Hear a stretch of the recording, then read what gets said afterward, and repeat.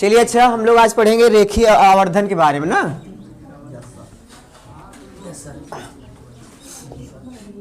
आवर्धन को क्या कहते हैं? मैग्नीफिकेशन।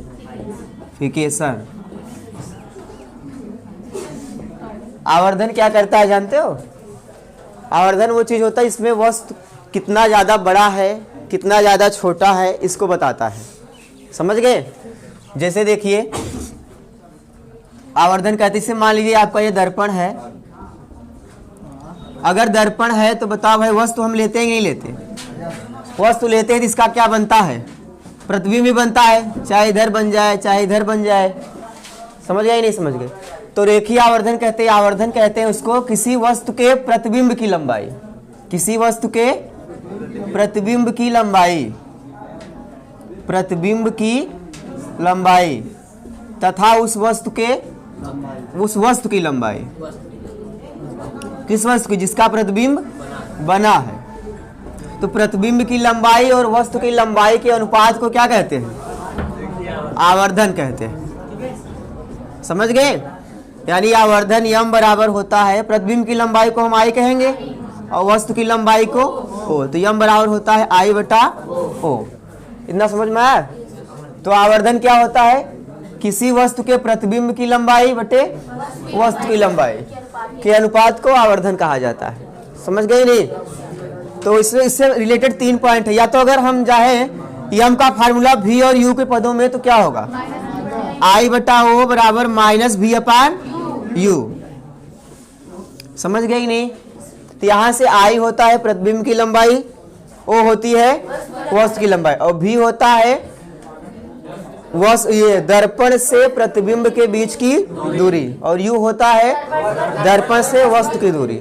इतनी बातें सबको समझ गए? तो देखिए प्रतिबिंब की लंबाई और वस्तु की लंबाई के अनुपात को आवर्धन कहते हैं। तो यम बराबर हो जाएगा आई बटा ओ। तो यम बराबर आई बटा ओ। अगर इसको v और u के फार्मूले में भी लिखना है तो माइनस v अपान u। यही लेंस रहता है तो यहाँ पर प्लस v अपान u होता है। इतना सबको समझ आया? ठीक है। अब इससे रिलेटेड 3 चीजें देखिए ध्यान से। फार्मूले में इधर बता दे, दिख रहा है नहीं सबको? अगर आप देखो ये यहीं देख लीजिए, यहाँ पर ना इधर। चलो देखो, पहला अगर सवाल में गुना दिया गया हो, क्या दिया गया हो? गुना। तो किसका मान होगा? यम का मान होगा। समझ गए? दूसरा पॉइंट, अब ध्यान से सुनिए। यम बराबर होता है आई बटा ओ ना। तो बताओ यम का मान अगर सवाल में दिया वास्तविक है, वास्तविक है और उल्टा है, वास्तविक तथा उल्टा, गलत लिख दिया, वास्तविक तथा उल्टा, तो यम का मान किस में लेंगे? नेगेटिव में। बोलिए, क्योंकि प्रतिबिंब जब उल्टा बनेगा तो नीचे की ओर बनेगा। जब उल्टा बनेगा नीचे मुख्य अक्ष के बनेगा तो आई का मान किस में लेंगे? ऋणात्मक लेंगे। तो आई का मान अगर ऋण में लेंगे, समझ गए, और ओ का मान ऊपर पॉजिटिव रहता ही है, तो एक मान ऋण में एक प्लस में, तो उत्तर किस में आएगा? निगेटिव आ जाएगा। ठीक है। उसके बाद तीसरा है पॉइंट, अगर आभासी और सीधा हो, आभासी तथा सीधा, तो यम का मान क्या होगा बताओ? पॉजिटिव हो जाएगा। समझ गए नहीं? अब देखो आई का मान प्लस में अगर ऊपर बनेगा, देखो सीधा तब बनता है जब प्रतिबिंब कहाँ बनता है? ऊपर की ओर, तभी सीधा बनता है ना। तो ऊपर की ओर बनेगा तो आई का मान हम प्लस में रख देंगे, ओ का मान ऊपर हमेशा ही रहेगा, प्लस रहेगा। तो जब प्लस आएगा तो उत्तर क्या आ जाएगा? पॉजिटिव। अवतल दर्पण के 6 केस थे। अवतल दर्पण में कितने केस थे?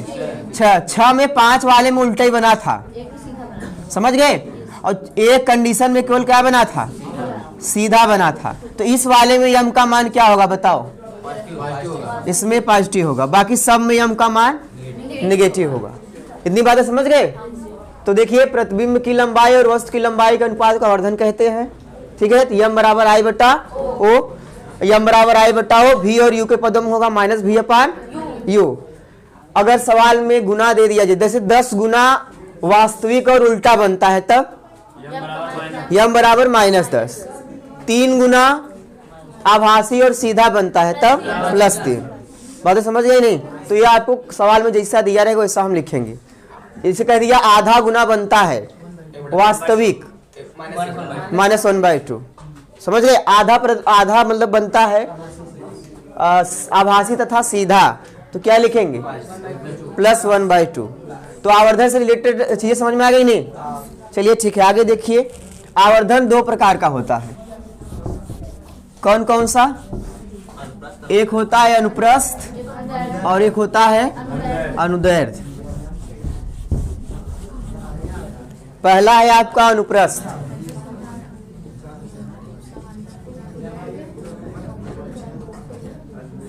अनुप्रस्थ आवर्धन। दूसरा होता है आपका अनुदैर्ध्य।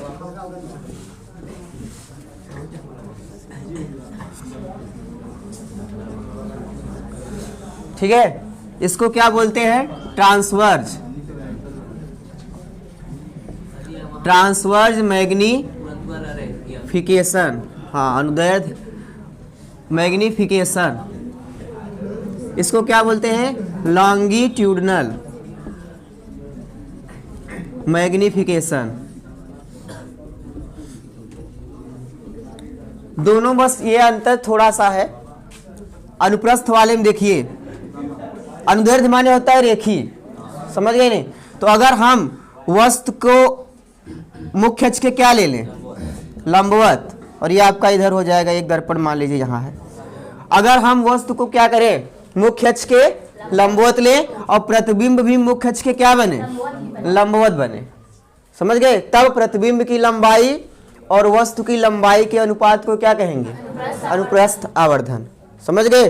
और यदि हम वस्तु को इसके समांतर या मुख्य अक्ष के अनुदिश ले लें, मुख्य अक्ष के अनुदिश मतलब इसके समांतर, समझ गए? इस टाइप से, और प्रतिबिंब भी क्या बने? इसके समांतर ही बने। मतलब यदि हम वस्तु को मुख्य अक्ष के अनुदिश ले और प्रतिबिंब भी मुख्य अक्ष के क्या बने? अनुदिश बने। ठीक है, तब प्रतिबिंब की लंबाई और वस्तु की लंबाई के अनुपात को क्या कहेंगे? अनुदैर्ध्य आवर्धन। इसे आप किससे रिप्रेजेंट करेंगे? यम टी से, बोलिए। और इसे किससे रिप्रेजेंट करेंगे? यम यल से। समझ में आई बातें? तो बताओ, अनुप्रस्थ आवर्धन किसे कहेंगे? यदि वस्तु को हम मुख्य अक्ष के क्या ले लें? लंबवत ले लें, प्रतिबिंब भी क्या बने? लंबवत, तब प्रतिबिंब की लंबाई और वस्तु की लंबाई के अनुपात को, हाँ, इसे यम टी से रिप्रेजेंट करेंगे। उसके बाद अगर हम वस्तु को मुख्य अक्ष के क्या ले लें? समांतर ले लें, प्रतिबिंब भी क्या बने? तब प्रतिबिंब की लंबाई और वस्तु की लंबाई के अनुपात को क्या कहेंगे? अंदर। इतनी बातें समझ में आई? अगर इन्हीं में से आपको क्षेत्रफल आवर्धन निकालना हो, कौन सा? कितना एरिया कवर कर रहा है, समझ गए? तो यम यल में यम टी का क्या कर दीजिए? मल्टीप्लाई कर दीजिए, तो क्षेत्रफल आ जाएगा। कितना एरिया उसका आवर्धन है। बातें समझ में आई? तो एरिया आवर्धन कैसे निकलेगा? दोनों का मल्टीप्लाई कर दीजिए। इतनी बातें सबको समझ में आ गई नहीं?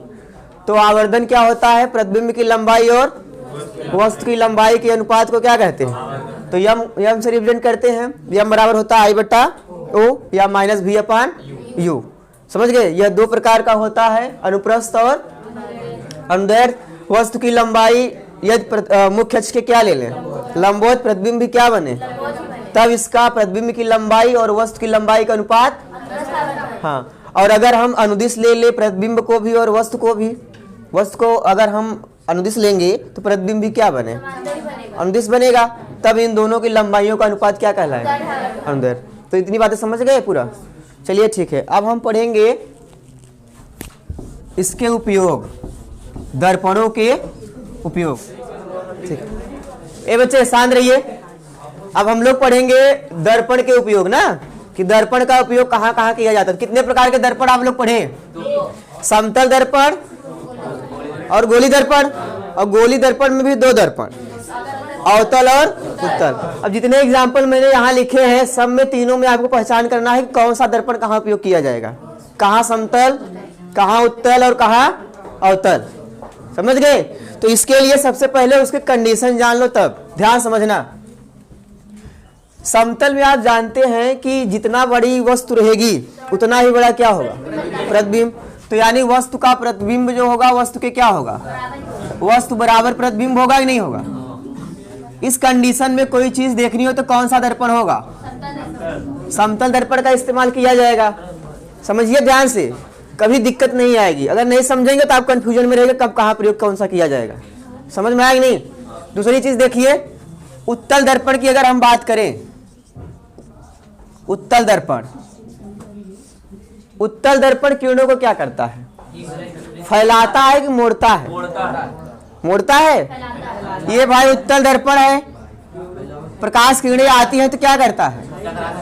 फैलाता है ना। ये क्या करता है? हाँ, ये फैलाता है। ध्यान समझना, किरणों को क्या करता है? फैलाता है। और अच्छा, इसके द्वारा जब प्रतिबिंब देखे थे तो छोटा सा बना था कि नहीं? प्रतिबिंब उधर कैसा बना था? वस्तु से छोटा बनता है, आभासी बनता है, पढ़े थे कि नहीं? इसमें वस्तु कैसा बनेगा? छोटा बनेगा। मतलब प्रतिबिंब इसका क्या बनेगा? छोटा बनेगा। तीसरी चीज समझिए, अवतल दर्पण। कौन सा? अवतल दर्पण। अवतल दर्पण किरणों क्या करता है? ये देखिए, अवतल दर्पण है, अगर हम समांतर किरणें ले जाएंगे तो मोड़ कर क्या करेगा? एक जगह ला देगा कि नहीं? बोलो जी, समझ में आया? तो ये किरणों को क्या करता है भाई? फैलाता है, मोड़ता है? हाँ, मोड़ता है। और दूसरा चीज, इसका प्रतिबिंब बताओ, बड़ा बनता है छोटा? छोटा भी बनता है, बड़ा भी बनता है। हाँ, लेकिन हम यहाँ छोटा ले लिए तो इस केस में हम क्या ले लेते हैं? बड़ा ले लेते हैं। समझ गए? लेकिन इसमें तो हमेशा छोटा बनता है, इसके लिए छोटा, इसके लिए बड़ा। अब ध्यान से समझना, बराबर ही देखना है तब समतल, अगर आपको वस्तु को छोटा करके देखना है तब उत्तल दर्पण यूज किया जाएगा, अगर वस्तु को हमें बड़ा करके देखना है तब अवतल दर्पण। बात समझ में आ रही? अच्छा, अगर किरणों को फैलाना है तब प्रकाश किरणों को अगर फैलाना है तब कौन सा?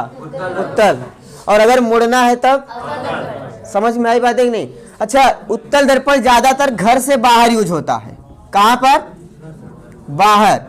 ये एक समझने का कॉन्सेप्ट है, बस थोड़ा हल्का से जानते रहो। और इसका ये अधिकांश है भाई, अधिकांश कहाँ यूज होता है? घर से बाहर। और अवतल दर्पण वाला अधिकांश कहाँ होता है? घर के अंदर, रूम के अंदर ज्यादातर इस्तेमाल होता है। ये सोचने वाली बात है, थोड़ा सा समझने के लिए लिखा हूं, और हर जगह फॉलो नहीं होगा, घर से बाहर अंदर। लेकिन ज्यादातर जो चीजें घर से बाहर यूज होती हैं कौन सी रहती हैं? वो उत्तल। और ज्यादातर जो अंदर रहता है अवतल। इतनी बात समझ गए? अब बताइए, चेहरा देखने में बताओ कौन सा दर्पण इस्तेमाल होगा? तो चेहरा देखने में जितना है उतना ही देखना चाहते हैं आप, तो इसमें कौन सा होगा बताओ? समतल के लिए एक्चुअली हम एबीसी कर दें क्या? तीनों का नाम दे देते हैं। समतल माने ये, हाँ रहने थे, चलो आप लोग ऐसे समझ लेंगे ना। चलो देखो, चेहरा देखने में कौन सा दर्पण? समतल दर्पण, क्योंकि उतना ही बड़ा देखना है। अब यहाँ देखो, मैंने कहा सेविंग दर्पण में चेहरा बड़ा देखने में, चेहरा को आपको बड़ा देखना है, तो बड़ा देखना है तो कौन सा दर्पण? अवतल दर्पण। क्यों बड़ा देखना होता है जानते हो? क्योंकि हमारे दाढ़ी बड़ी बढ़िया से दिखे। समझ गए नहीं? कौन सा चीज? सेविंग वाला घर के बाहर करते हो? रूम में ही चेहरा देखते हैं ना। अरे रूम में भी ला सकते हैं आप, हमने यहाँ अधिकांश शब्द लगाया। ये भी ए भाई, ये तो हम फालतू बोल दिए, तुम लोगों को कंफ्यूजन होगा। चलो जाने दो, इसको लास्ट में लेते हैं। घर के बाहर अंदर भूल जाओ, ठीक है? केवल इस कॉन्सेप्ट को याद रखो। समझ गए नहीं? चलो देखो, बड़े बड़े शोरूम में अधिक क्षेत्र देखने में। अब सुनो, आपको ज्यादा एरिया देखना है, क्या करना है? ज्यादा एरिया देखना है तो वस्तुएं क्या होनी चाहिए? प्रतिबिंब उसमें छोटा बनना चाहिए। अरे जब ज्यादा चीजें तभी देख पाओगे, तब क्या होगा? छोटा छोटा दिखे। बात समझ गई नहीं? तो अगर आपको छोटा देखना है तो कौन सा दर्पण? उत्तल। तो ये कौन सा होगा? उत्तल। नहीं समझे क्या? अरे ज्यादा लोगों को देखना है, जैसे सेल्फी लेते हो ना, आप खुद ले रहे हो बड़ा दिखोगे, कई लोगों को लेना है तब एरिया को ज्यादा लेना पड़े, छोटा छोटा दिखाई देंगे कि नहीं देंगे? तो छोटा अगर प्रतिबिंब बनाना है तब उत्तल दर्पण। वाहनों के साइड मिरर में, वाहन का जो साइड, आप लोग फोर व्हीलर देखिए, वहां साइड में एक मिरर कांच लगा होता है, दर्पण। तो बताओ उसमें ज्यादा एरिया देखना होता है नहीं? ज्यादा गाड़ियां जो पीछे से आ रही है सबको देखना होता है, तो ज्यादा चीजों को देखना है, तब बताओ क्या होगा? उत्तल की अवतल? उत्तल। बातें समझ में आ रही नहीं आ रही? ध्यान दो, टेबल लैंप में, टेबल लैंप में उत्तल की अवतल? उत्तल का काम है फैलाना, अवतल का काम है क्या, एक जगह प्रकाश किरणों को इकट्ठा करना। तो टेबल लैंप में हम क्या करते हैं, एक जगह इकट्ठा करते हैं। जलाने पर पूरे कमरे में रोशनी नहीं चाहते, हम चाहते हैं कहाँ केवल आए, टेबल पे आए ना, तो एक जगह इकट्ठा करना चाहते हैं। उसको जो शेडो लगा होता है वही इकट्ठा करता है। समझ में आ रहा है नहीं? तो इकट्ठा करने के लिए मतलब किरणों को एक जगह करना है, प्रकाश किरणों को एक जगह करना है, तब कौन सा होगा, अवतल। बात समझ रहे हो नहीं समझ रहे हो? इधर देखो, स्ट्रीट लैंप में, स्ट्रीट लैंप मतलब जो रोड पे लगे होते हैं, बाजार गली सड़क पे जो लैंप नहीं लगे होते, तो वो किरणों को फैलाते हैं, मोड़ते हैं। एक जगह जलाकर हम कई चीजों को देखना चाहते हैं, तब वहां कौन सा लगेगा बताओ, बोलो, उत्तल। फैलाता ही नहीं फैलाता। चलो वाहनों की हेडलाइट में, वाहन की हेडलाइट में बताइए। अब इसमें बड़ा कंफ्यूजन आपको होगा, फैलाएगा कि मोड़ेगा। अच्छा आप देखना कहाँ जाते हो, सीधा देखना चाहते हो ना, कि इधर पेड़ है इधर कौन आ रहा है, इसको देखना चाहते हो सीधा देखने के लिए। तो सीधे मतलब किरणों को मोड़ने का काम कर रहा है, तो मोड़ने में कौन सा होगा बताओ, अवतल। कौन सा था, वाहनों की हेडलाइट में कौन सा दर्पण, अवतल। समझ में आ रहा है? आगे देखो, सोलर कुकर में, सोलर कुकर में बताइए, सौर ऊर्जा को बहुत सारा प्रकाश आता है, उसको जब इकट्ठा करोगे तभी तो उष्मा ज्यादा बनेगी, तो बताओ क्या होगा तब, अवतल। समझ में आ रहा है नहीं? सौर भट्टियों में सौर ऊर्जा जितने रिलेटेड चीजें हैं सब में क्या रहेगा, अवतल ही रहेगा। समझ में आ रहा है नहीं? टार्च एवं सर्च लाइट में अवतल ही रहेगा। अब आप जिसको देखना चाहो तो जलाओगे ना, आप इधर जलाओगे इधर की चीज थोड़ी देख पाओगे, तो ये कौन सा होगा, आप लोग इस फेर में मत रहिए कि हम जलाएंगे तो थोड़ा सा फैलता है, तो थोड़ा सा मतलब कुछ एरिया कवर कर रहा है ना, ये नहीं चारों तरफ फैल रहा है। स्ट्रीट वाला देखो, गली वाला कहाँ रहता है, हर जगह उसकी रोशनी रहती है। समझ गए? तो ये अंतर है। आंख कान और नाक और गला का चेकिंग जब होगा बताओ, आंख कान नाक गला के लिए डॉक्टर चेक करते हैं नहीं, देख के चेक करते हैं, लाइट जलाकर भाई कहाँ है, कान के अंदर कहाँ पर प्रॉब्लम है, दांत को चेक करना है, तो जिस चीज को चेक करना है वही रोशनी चाहिए, तब सारी रोशनी को इकट्ठा करना पड़ेगा कि नहीं, और इकट्ठा करने का काम कौन करता है, अवतल करता है। बात समझ में आ रहा है नहीं भाई? अगला है घर के अंदर से बाहर देखने में। कभी कभी देखिए मूवी में दिखाता है, घर के अंदर आप हैं, समझ गए, और बाहर कोई व्यक्ति उसको देखने के लिए, देखो इसे गोल गोल सा पूरा बन जाता है, देखा नहीं? अरे घर के बाहर कोई व्यक्ति आया, अंदर से आप थोड़ा सा खिड़की के जैसा देखना चाहते हो, वहां पे जो दर्पण लगता है वो भी क्या होता है, अवतल ही होता है। समझ में आ रहा है कि नहीं? कई कई जगह तो ऐसे केवल छिद्र कर देते हैं, और कई कई जगह क्या लगा देते हैं, अरे जो डिजिटल आ रहे हैं उसमें दर्पण लग के आ रहा है, जो गाँव में करते हैं वो गड़बड़ है, उसमें केवल एक छिद्र रहेगा, बस देखो भाई बाहर। समझ में आया कि नहीं? तो सबको समझ में आया कब कौन सा प्रयोग किया जाएगा, बोलिए।